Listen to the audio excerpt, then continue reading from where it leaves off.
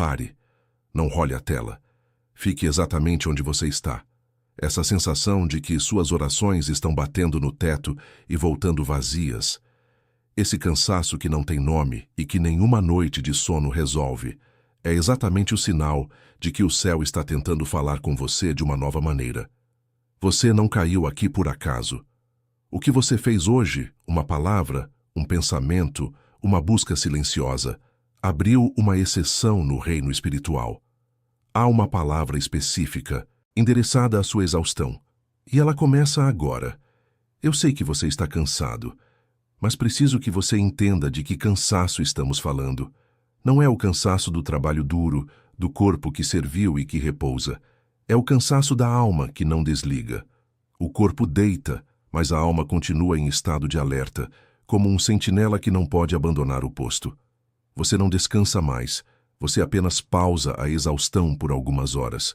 O sono é raso, picado, e você acorda às 3 da manhã com o coração apertado, revendo conversas, repassando decisões, tentando encontrar no escuro do quarto uma solução que não apareceu sob a luz do sol. É um cansaço que o seu corpo paga, mas que nasceu na sua mente, no centro das suas decisões. O mesmo padrão de erro que se repete, como um filme antigo que você já decorou. Você sabe onde erra. Você já diagnosticou o problema. Você já prometeu a si mesmo que seria a última vez. E ainda assim, quando a pressão aumenta, quando a urgência aperta, você tropeça na mesma pedra. As decisões importantes, aquelas que poderiam mudar o rumo da sua história, são adiadas por falta de clareza, ou são tomadas no desespero, gerando mais um ciclo de problemas para administrar. Você está exausto de ser você mesmo. E o pior, a camada mais cruel deste cansaço é que ele vaza. Ele transborda para dentro da sua casa. Sua esposa, ela aprendeu a não perguntar mais como foi o seu dia, não por falta de amor, mas como um ato de misericórdia para com ela mesma. Ela já sabe a resposta pelo seu silêncio na porta de entrada, pelo peso que você carrega nos ombros, pela forma como você coloca a chave sobre a mesa. Seus filhos, eles sentem a tensão no ar. Eles pararam de te chamar para as coisas pequenas, porque sentem que o pai não tem mais espaço, que o herói deles está ocupado demais lutando guerras internas. E o olhar do seu neto, que antes encontrava um colo de paz, hoje encontra um homem distante. Sua casa sente a diferença entre o homem que chega e o peso que entra com ele. E hoje, mais uma vez, o peso venceu. Antes de eu continuar, preciso te dizer exatamente o que vai acontecer nos próximos parágrafos, para que você saiba por que ficar importa. Primeiro, vou te mostrar onde você realmente esteve nos últimos meses, de uma forma que finalmente faz o silêncio fazer sentido. Você vai se reconhecer no que eu descrever. Não o geral, o específico, a noite específica, a decisão específica, a conversa específica. Segundo, vou te entregar 3 palavras em hebraico que ninguém te ensinou, e quando você ouvir a terceira, você vai entender por que chegou aqui hoje. Isso acontece dentro desse vídeo. Você recebe sem sair do lugar onde está. Terceiro, no final, eu vou declarar 3 nomes sobre você.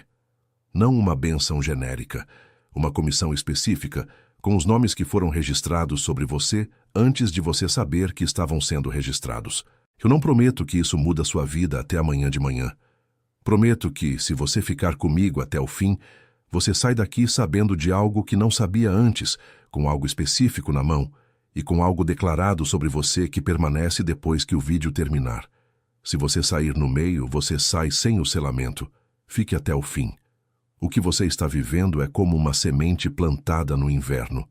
Do lado de fora, só se vê o chão duro, a terra fria, a ausência de movimento. Não há evidência de vida. Para quem passa olhando, é apenas um pedaço de terra esquecido, improdutivo. Mas a verdade que só o semeador conhece é que debaixo da superfície, no escuro, no silêncio, a vida mais intensa está acontecendo. A casca está sendo rompida, as raízes estão sendo fincadas na direção certa, a estrutura para o que virá na primavera está sendo formada na pressão e na escuridão. O seu silêncio não é ausência, é formação. O seu inverno não é punição, é preparação. A mão que plantou você nesta estação sabia exatamente a força que a semente carregava. Sabia que a pressão não a esmagaria, mas a transformaria. O problema não é a estação. O problema é tentar atravessar o inverno com as ferramentas do verão. E aqui está a chave que talvez você não tenha recebido até hoje. Você não tem lutado mal. Você não tem orado errado. A sua fé não está fraca. Você tem lutado uma guerra de inverno sem o mapa do território, sem a bússola que aponta para o norte quando tudo está branco de neve, sem o cajado que encontra apoio firme debaixo do gelo. Você tem lutado sem o instrumento que te foi prometido, mas que você ainda não sabe que existe.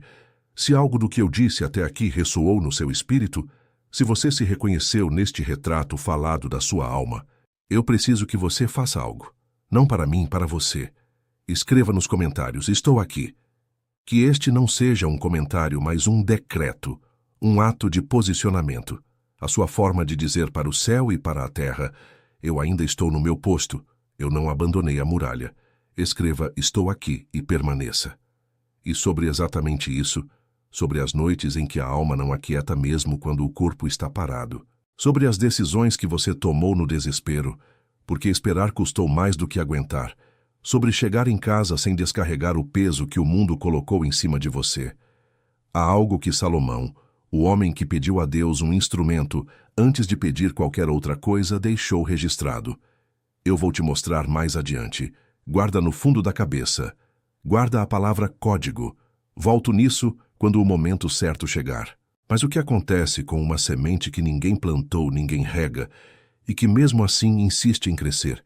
O que acontece quando o inverno se estende além do calendário e a primavera parece ter esquecido o seu endereço?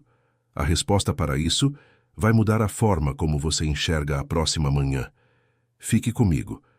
Você chegou aqui porque algo que você fez hoje abriu uma exceção no céu. A palavra foi dada. O decreto foi emitido. E agora começa a parte que a maioria perde. Porque entre a palavra recebida e a palavra cumprida no dia comum, existe um intervalo. Um intervalo que o inimigo conhece melhor do que você. E é nesse intervalo que a maioria dos escolhidos perde o que foi concedido. Não porque o decreto foi revogado, porque chegou em casa na segunda-feira de manhã e não tinha o instrumento para sustentá-lo. Salomão foi o homem mais sábio que já existiu. E isso não é título de livro de história. É registro bíblico assinado pelo próprio Deus. Quando teve a chance de pedir qualquer coisa, não pediu riqueza, não pediu vida longa, não pediu a cabeça dos inimigos, pediu sabedoria. E Deus ficou tão comovido com o pedido que deu a sabedoria e deu tudo o mais junto. Julgou a disputa das duas mães quando ninguém mais no reino sabia julgar. Escreveu 3.000 provérbios. Governou Israel no ápice histórico que aquela nação já viu antes ou depois. A rainha de Sabá viajou meses de camelo só para testar essa sabedoria e, quando voltou, disse que nem a metade tinha sido contada. E o próprio Jesus em pessoa, citou Salomão pelo nome. E ele não levou essa sabedoria para o túmulo, deixou registrada com uma precisão cirúrgica que atravessou 3.000 anos sem perder a aresta. Ele deixou registrado como parar de repetir o mesmo erro que você já diagnosticou e que, mesmo assim, continua acontecendo em contextos diferentes, com pessoas diferentes, como se houvesse um padrão que você não consegue quebrar. Ele deixou registrado como chegar em casa sem descarregar em cima da sua família o peso que o mundo colocou em cima de você durante o dia, para que a sua casa finalmente sinta a diferença e não precise de você resolvido, precise de você presente. E deixou registrado como andar com postura de quem sabe, com critério, para você parar de pedir conselho a quem não tem condição de dar, parar de decidir no calor da dor e parar de acreditar em quem vende milagre barato. Eu reuni isso em um guia chamado O Código da Sabedoria de Salomão. Está no primeiro comentário fixado, logo aqui abaixo. É a união da sabedoria de Provérbios com os princípios da restauração pacífica que tiram a pessoa do estado de sobrevivência e a trazem para o estado de clareza e decisão. Salomão escreveu: Eu organizei para o dia comum que você está vivendo agora, nesta semana que começa amanhã. Junto com o guia principal, vão 2 instrumentos que eu coloquei ali, porque sem eles o guia teria um buraco. O primeiro é o ritual do sono do justo. 10 minutos antes de dormir, um áudio guiado pelo que Davi escreveu no Salmo 4:8. Em paz me deito e logo adormeço, porque só tu, Senhor, me fazes repousar em segurança. Não é técnica de relaxamento moderno. É o ato de entregar à guarda de quem não dorme o que você carregou o dia inteiro, para que sua alma pare de fazer plantão por algo que já está sendo guardado. Para quem não se lembra mais o que é deitar e a mente fechar junto com os olhos. O segundo é o despertar da clareza. Os 7 decretos da manhã. 5 minutos ao acordar. Antes do celular, antes do café. 7 decretos pronunciados em voz própria, que posicionam o dia antes que o dia posicione você. Não é afirmação positiva, é decreto bíblico na sua própria voz, para começar o dia como quem foi chamado, não como quem precisa provar que merece estar de pé. E o valor, o valor, menos que um cafezinho da tarde, menos que um almoço simples de sábado com a família, menos que um tanque de gasolina para ir à igreja no domingo. Eu coloquei nesse valor de propósito. Não porque vale pouco, vale o que Salomão deixou registrado por 3.000 anos. Coloquei nesse valor para que o único obstáculo entre você e o instrumento fosse a sua decisão de estender a mão. Nem preço, nem agenda, nem deslocamento. Só a sua mão em direção ao link. E tem garantia de 7 dias. Se você abrir, usar por 1 semana e não servir, você manda um e-mail. Recebe o dinheiro de volta inteiro. E aqui está a parte que ninguém faz. Você fica com os 2 instrumentos de bônus. O ritual do sono do justo fica com você. O despertar da clareza. Os 7 decretos da manhã fica com você.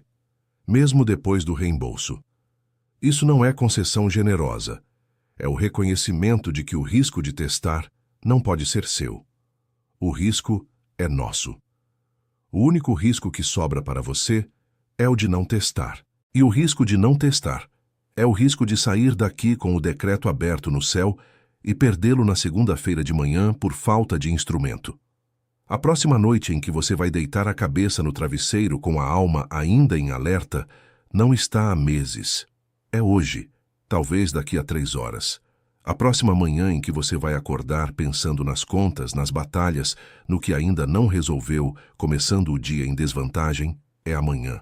Talvez em 6 horas. A próxima vez que sua família vai receber, você descarregando o peso que o mundo colocou em cima de você, é amanhã à noite.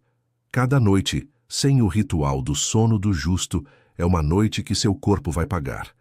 Cada manhã, sem o despertar da clareza, os 7 decretos da manhã é uma manhã que o mundo reescreve primeiro. Cada dia sem o código da sabedoria de Salomão é um dia em que a casa sente, e você nem percebe que sente. O custo de adiar não é 0. Mas não saia agora. O selamento ainda não terminou. O que eu preciso te mostrar a seguir é maior do que qualquer instrumento que Salomão deixou registrado. É o nome hebraico do que está acontecendo com você neste exato momento, o nome da exceção que foi aberta no céu por causa do que você fez hoje. E quando você ouvir esse nome, você vai entender porque tudo até aqui foi preparação para uma palavra só. Fique. Se o que você vive fosse apenas cansaço, você não estaria aqui. Se fosse apenas um problema de decisão, você teria buscado um curso. Se fosse apenas a pressão do mundo, você teria se acostumado, como todos os outros. Mas o que está acontecendo com você tem marcadores específicos, sinais, como as estacas que um agrimensor coloca no terreno antes da grande construção começar. Quero te mostrar 5 desses sinais. E se você se reconhecer em 3 deles, saiba que o que você sente não é o fim de algo. É a antessala da sua promoção. O primeiro sinal é o cansaço que não morre com a noite. Você deita o corpo, mas a alma não prega o olho. Você não descansa mais, você apenas pausa a exaustão. E quando o sono finalmente vem, é um sono de sentinela, leve, interrompido, como se uma parte de você precisasse ficar de guarda. O que parece esgotamento físico é, na verdade, seu espírito travando batalhas noturnas para proteger as promessas que Deus te deu, de ladrões que atuam no escuro, Seu sono não é uma falha, é um campo de batalha. Ignorar isso é permitir que o inimigo te vença enquanto você pensa que está apenas dormindo mal. O segundo sinal é o peso inominável no dia comum. O padrão de erro que se repete. Aquele tropeço financeiro, aquela explosão de irritabilidade com a família, aquela omissão no trabalho. Você já diagnosticou. Você já se confessou. Você já prometeu a si mesmo e a Deus que seria a última vez. E ainda assim, lá está você, de novo, no mesmo lugar, com a mesma sensação de frustração e vergonha. O que parece um ciclo de derrota é Deus te mantendo na mesma matéria, não por punição, mas para que você aprenda a lição com um novo nível de sabedoria, para que você finalmente receba a autoridade sobre aquela área. Você não está condenado a repetir, está sendo convocado a governar. O terceiro sinal, e talvez o mais doloroso, é o silêncio que se instalou dentro da sua própria casa. Sua esposa, ela parou de perguntar como foi o seu dia. Não por falta de amor. É um ato de autopreservação. Ela aprendeu a ler a tempestade no seu rosto antes mesmo de você abrir a boca, e por misericórdia, ela se abriga. Seus filhos sentem a sua ausência mesmo quando você está presente. Eles não te chamam mais para a brincadeira boba, para o pequeno problema. O que parece distanciamento da sua família é, na verdade, o termômetro mais preciso da atmosfera espiritual que você, o sacerdote do lar, está emitindo. Sua casa sentirá a mudança em você, antes que sua boca precise explicar. O quarto sinal são as brechas, aqueles pequenos vazamentos de recursos que você não sabe de onde vêm. O dinheiro que some no fim do mês sem um grande gasto que o justifique. O tempo que escorre entre os dedos em tarefas improdutivas. A energia que se esvai em preocupações que não levam a lugar nenhum. Você sente como se estivesse tentando encher um balde furado.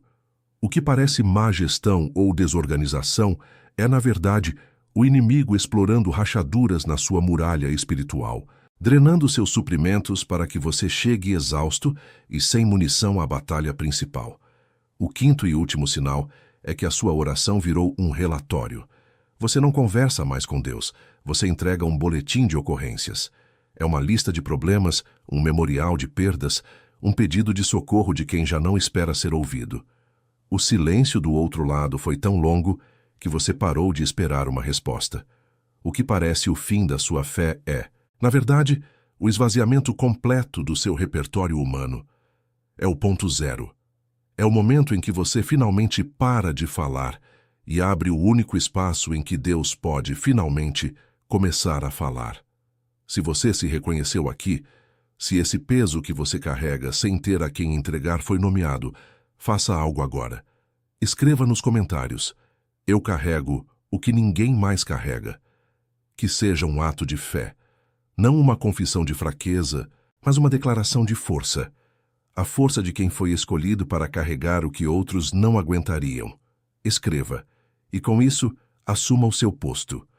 O que você sente são as paredes da câmara de pressão se fechando. O carvão comum só se torna diamante sob pressão e calor extremos. Cada um desses 5 sinais é uma forma de pressão específica, calculada, aplicada sobre a sua alma. Não para te esmagar, mas para te transformar naquilo que você foi chamado para ser. A maioria das pessoas foge da pressão e por isso vive e morre como carvão. Você ficou. E porque você ficou, o processo do diamante começou. Há uma palavra em hebraico que define exatamente o que você carrega, o nome deste processo. Quando eu disser, você nunca mais vai olhar para esse período da sua vida da mesma forma. Fique. Antes de eu te dar o nome hebraico do que você carrega, preciso te lembrar de uma coisa. O que Salomão deixou registrado, o que eu mencionei lá no começo, não substitui o nome que você vai receber. Aquele mapa te ajuda a sustentar o nome no dia comum depois que o nome for recebido. É por isso que a ordem importa. Primeiro o nome, a identidade. Depois a ferramenta, o instrumento. Fique. O nome está chegando. Feche os olhos por um momento. Se for seguro onde você está, feche os olhos. Respire fundo. Não como quem está cansado, mas como quem se prepara para receber. Coloque a mão sobre o seu peito, sobre o seu coração. O que vou te entregar agora não é uma informação, é um selo. Há uma palavra em hebraico para o período que você está atravessando. E quando você souber o nome, você para de lutar contra o processo e começa a cooperar com o propósito. O nome hebraico do que você vive, do silêncio que te cerca, do cansaço que te assombra, é Natsar. Repita em seu espírito, Natsar. Muitos traduzem Natsar como guardar ou proteger. Mas essa é uma tradução pobre, insuficiente. Não é o guardar passivo de quem tranca um tesouro em um cofre e vai embora. É o guardar ativo, vigilante e detalhado do sentinela na muralha, que observa cada movimento, que protege com intenção, que não prega o olho. Natsar significa ser mantido sob observação divina. O silêncio que você sente de Deus não é esquecimento. É que você se tornou tão importante, o seu próximo passo se tornou tão estratégico no reino espiritual, que você foi colocado sob Na-Tsar, uma vigilância cerrada e pessoal de Deus, que te guarda para o que vem a seguir, e te guarda de tudo o que poderia te impedir de chegar lá. Ele não está em silêncio para você. Ele está em silêncio para todos os outros a seu respeito, enquanto trabalha em você nos bastidores. A prova está em Provérbios 4, versículo 23. Sobre tudo o que se deve guardar, guarda, e aqui a palavra é Netsor, da mesma raiz de Natessar, o teu coração, porque dele procedem as fontes da vida. O mesmo verbo, a mesma ação que Deus te deu como a sua responsabilidade mais importante, guardar o coração, é o que Ele está fazendo sobre você agora. Você está sendo guardado como o coração do próximo mover de Deus na sua casa. A sua vida nos últimos meses tem parecido um arquivo lacrado, um processo sem nome, um conjunto de circunstâncias que não fazem sentido. A palavra Natsar é o código que abre este arquivo. E quando você o abre, a primeira página não diz abandonado ou esquecido. A primeira página diz em formação, sob vigilância divina. Todo o seu cansaço, toda a sua luta, não era um ciclo de derrota. Era o preço de ser um projeto vigiado pelo próprio arquiteto do universo. Esta palavra, Natsar, é o nome do que acontece com a semente debaixo da terra no inverno. A pressão, a escuridão, o silêncio. Tudo isso tem um nome. É Natsar. A semente não está abandonada. Ela está sendo guardada, preparada, vigiada para a hora certa de romper a superfície. Você não estava morrendo. Você estava sendo guardado. Agora que você sabe o nome do que carrega, você entende por que o instrumento que Salomão deixou é tão vital. O Código da Sabedoria de Salomão é o manual de operações para quem está sob Natsar. Ele ensina como agir, como decidir, como viver, quando se está sendo observado e preparado por Deus para algo maior. É a ferramenta que transforma a pressão da vigilância em poder de discernimento. Mas agora que você sabe o nome do que carrega, preciso te mostrar que alguém carregou isso antes de você. E o que aconteceu com essa pessoa, o que ela fez com a sabedoria que recebeu, vai mudar tudo. Prometo voltar a isto. Agora que você sabe o nome da sua estação, Natsar, a vigilância divina, preciso te levar a uma sala de trono, 3.000 anos no passado. Porque a sabedoria que você precisa não é uma teoria, é uma frequência. Uma frequência que outro homem, também vigiado por Deus, aprendeu a sintonizar no meio do caos. O nome dele era Salomão. E o que aconteceu naquele dia, naquela sala de trono, foi registrado para você, que hoje se sente em um tribunal sem juiz. 2 mulheres chegam diante dele. Ambas gritam, ambas choram, ambas acusam. Um bebê vivo, um bebê morto. Ambas reivindicam a maternidade do que sobreviveu. Não havia DNA, não havia testemunhas. Apenas a palavra de uma contra a outra, uma dor contra a outra. A sala inteira prende a respiração. A lei não tinha resposta, a lógica não tinha caminho. Era um beco sem saída humano, um nó impossível de desatar. Você conhece essa sensação? A sensação de estar diante de um problema onde todas as saídas parecem erradas. Salomão fica em silêncio. Um silêncio que, para a plateia, parecia indecisão. Mas era o silêncio de quem está sob Natessar. O silêncio de quem ouve uma frequência que ninguém mais na sala pode ouvir. Ele não pergunta a Deus: quem é a mãe? Ele não pede um milagre que aponte o dedo. Ele ouve o que está por trás do problema. E então, ele se levanta e dá a ordem mais absurda que um rei poderia dar. Tragam-me uma espada. Ouve-se o suspiro de choque. A espada não era para um inimigo. Era para o bebê. Cortem a criança viva em duas. Ele ordena, com a face impassível. Ai, deem metade para cada uma. Ouve o que eu estou te dizendo. A sabedoria não chegou como um anjo sussurrando no ouvido dele. A sabedoria se manifestou como um instrumento prático e terrível. A espada não era um instrumento de punição. Era um instrumento de diagnóstico. Pois no momento em que a lâmina foi erguida, a verdade que estava escondida atrás da dor e da mentira saltou para fora. A mãe de mentira concordou. Que não seja nem meu, nem seu. Cortem. Mas a mãe de verdade, seu coração de mãe sendo partido ao meio pela visão da espada, gritou: não, meu senhor, deem o menino a ela, mas não o matem. E naquele exato instante, o caso estava encerrado. Salomão não precisou tocar na criança. Ele tocou no coração. A sabedoria que Salomão usou não foi uma revelação sobrenatural sobre a identidade da mãe. Foi a aplicação de um princípio que força a verdade a se revelar. Ele criou um teste que expôs o que estava oculto. Ele não tinha um manual de instruções divino para aquele caso específico. Ele tinha um instrumento, um critério, uma chave mestra que ele aprendeu a usar porque pediu sabedoria em vez de respostas prontas. Ele operava na mesma frequência que o céu está tentando te sintonizar agora. A frequência que entende que, para os problemas mais complexos da vida, Deus não nos dá a resposta. Ele nos dá o instrumento para encontrá-la. Ele não remove o nó. Ele te ensina a desatá-lo. É essa sabedoria aplicável que serve como ferramenta no dia a dia, o legado que ele deixou para você. Se você entende que a sabedoria não é apenas informação, mas um instrumento que corta a mentira e revela a verdade, faça algo agora. Cada like neste vídeo é uma oração por outro homem que está diante de uma decisão impossível, para que ele também encontre a frequência da verdadeira sabedoria. Você não está fazendo isso por mim, está fazendo por eles. E porque você ficou, porque você ouviu, porque você entendeu que está sob Natsar, chegou a hora de declarar os nomes que foram registrados sobre você nesta estação. Você não sairá daqui com o mesmo nome com que entrou. Estes não são títulos, são comissões. São as chaves da sua nova identidade. Receba. O primeiro nome é Vigia na Muralha, para este tempo de espera e silêncio. Você não é um prisioneiro no deserto. Você é um sentinela posicionado, aguardando a ordem do rei.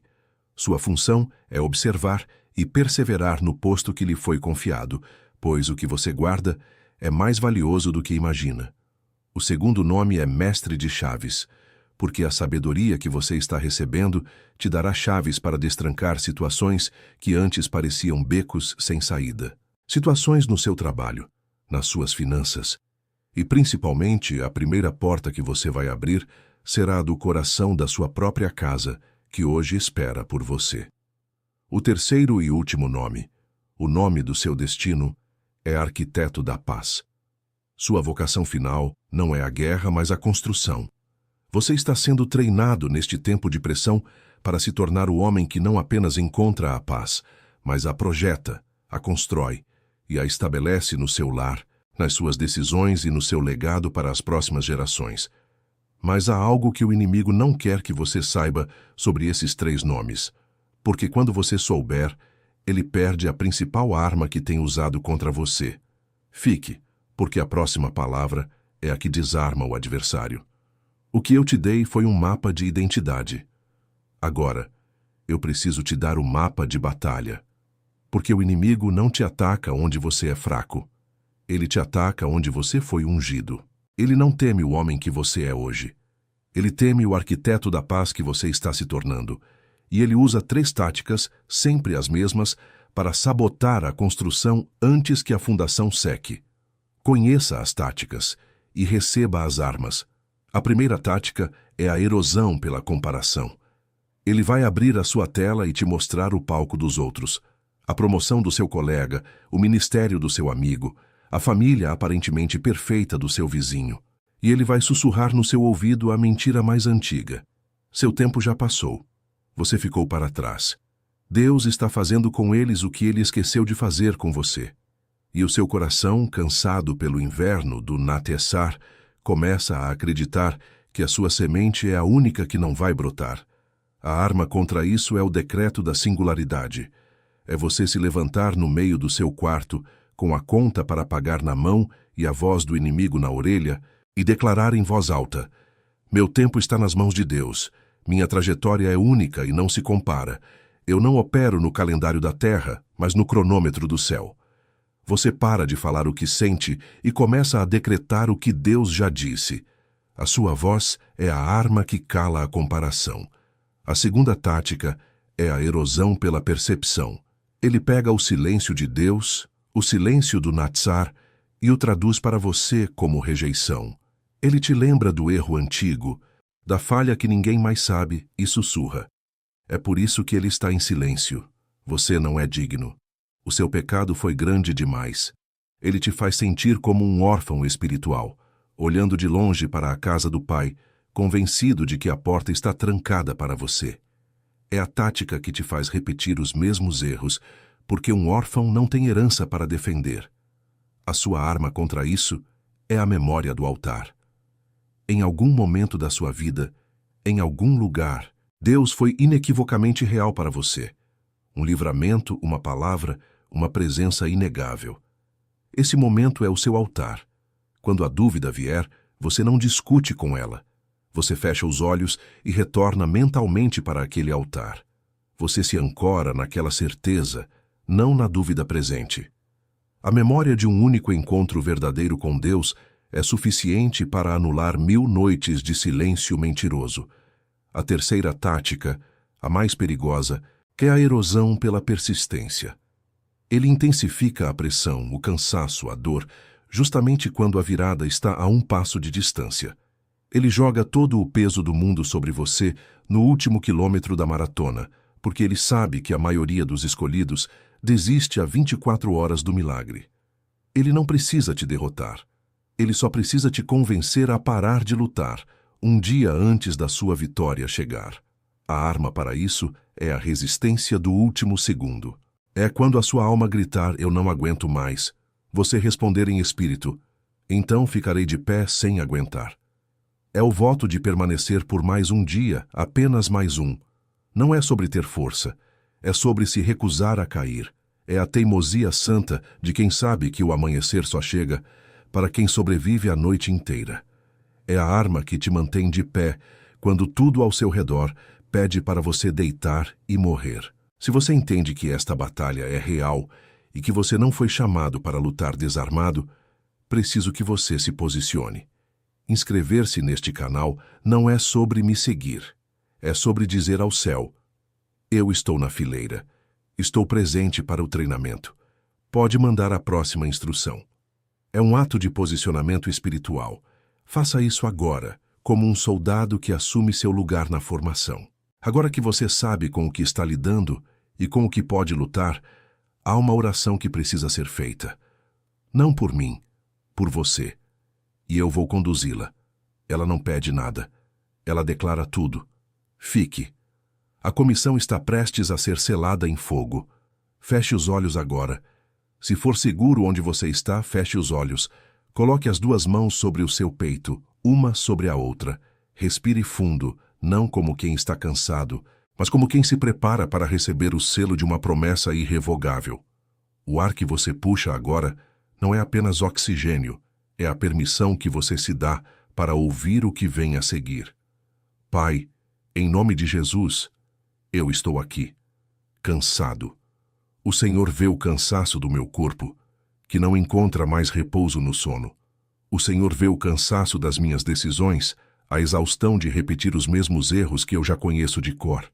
E, Pai, o Senhor vê o cansaço mais doloroso de todos, o de chegar em casa e sentir o silêncio da minha própria família, que aprendeu a se proteger do peso que eu carrego.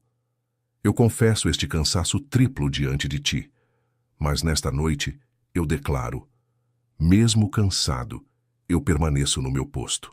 Mesmo sem entender, eu não abandono a muralha. E eu recebo os nomes que o Senhor declarou sobre mim. Eu recebo o nome de vigia na muralha. Eu recebo o nome de mestre de chaves. Eu recebo o nome de arquiteto da paz. Eu os recebo não como títulos, mas como uma comissão, uma nova identidade que começa a tomar forma em mim agora. E eu me calo para que o Senhor fale. Filho, eu te vi. Eu te vi nas noites em que você olhava para o teto e o aperto no peito chegava antes do primeiro pensamento. Eu estava lá, contando as suas lágrimas silenciosas e vigiando o seu sono de sentinela, não como um juiz que te acusa, mas como um pai que guarda o coração do filho que ainda dorme no campo de batalha. Eu te vi nas decisões que você tomou no desespero, porque a clareza não chegou a tempo. Eu vi você acordar no dia seguinte com o peso do erro que sua alma já tinha diagnosticado, mas que suas mãos não souberam evitar. Saiba, filho, que muitas das portas que não se abriram, fui eu que as segurei fechadas. A sua indecisão, muitas vezes, foi a minha proteção, o freio que te salvou da armadilha que você não via. Eu te vi chegando em casa, tentando esconder a tempestade e descarregando o peso que o mundo colocou sobre você no único lugar que deveria ser seu refúgio. E eu vi a sua família aprender a não perguntar. Eu vi a dor nos olhos da sua esposa. E mais do que isso, eu vi a sua dor ao ver a dor dela. Eu vi o seu coração se partindo em silêncio por não conseguir ser para eles o que você foi chamado para ser. Eu te vi. E em nenhum momento o meu olhar foi de acusação. O meu silêncio não foi ausência, foi a sala de preparação. A pressão não foi punição, foi o molde do diamante. Você está sob Nateessar não porque errou, mas porque foi escolhido. Eu não estava te abandonando, eu estava te forjando. Agora, a forja cumpriu uma etapa. O tempo de ser apenas vigiado está terminando. O tempo de governar com o que você aprendeu está começando. Você está comprometido, você está comissionado, você está enviado, você está comprometido, você está comissionado, você está enviado, você está comprometido, você está comissionado, você está enviado. Não diga amém ainda. Fique nisto por um momento. Sinta o peso destas palavras. A semente que foi plantada no inverno mais rigoroso da sua alma, que foi regada com lágrimas no escuro, que suportou a pressão da terra congelada, neste exato momento, ela rompeu a superfície. O que era silêncio e escuridão, agora é vida visível. A colheita começou. Agora você pode dizer amém. O que foi selado aqui agora vai ser testado na primeira segunda-feira de manhã. Quando o despertador tocar, quando a rotina voltar, quando a voz do ciclo tentar reler o que aconteceu hoje, como emoção passageira de um domingo à noite. O inimigo não aceita sem luta o que acabou de ser decretado sobre você. E quem foi comissionado sem instrumento, caminha no campo aberto, sem o que Salomão deixou registrado exatamente para este momento. A exceção foi aberta no céu. Agora ela precisa sobreviver ao dia comum. O código da sabedoria de Salomão está no primeiro comentário fixado, logo aqui abaixo. Não como substituto do que você recebeu nesta mensagem, como companhia para defender o que foi selado. Porque decreto sem instrumento apodrece na primeira segunda-feira de manhã, e o adversário conta com a segunda-feira, menos que um cafezinho da tarde, menos que um lanche do sábado, com garantia de 7 dias e os 2 instrumentos de bônus, o ritual do sono do justo e o despertar da clareza, os 7 decretos da manhã, que ficam com você mesmo se não servir. O risco é nosso, a mão é sua. Clica agora, enquanto o decreto ainda está vivo no teu peito. Não amanhã, não depois do banho, não depois de falar com alguém, porque quem deixa para nunca, e o adversário conta com o depois. Ele já contou com o depois em cada outra mensagem que você recebeu e adiou. Ele conta com o depois agora também. Essa não vai ser mais uma. E agora, a última palavra. Há alguém no seu círculo carregando exatamente o que você carregou até hoje. Alguém que vai chegar em casa hoje à noite descarregando o mesmo peso. Alguém que vai deitar a cabeça no travesseiro com a mesma alma em alerta. Essa pessoa não vai parar no scroll sozinha. Ela precisa que alguém envie. Esse alguém é você. Isso não é compartilhar um vídeo. É interceder. Agora feche os olhos. Respire 3 vezes. E permaneça em silêncio até o vídeo terminar. O que foi feito aqui precisa pousar. Não role, não saia, fique.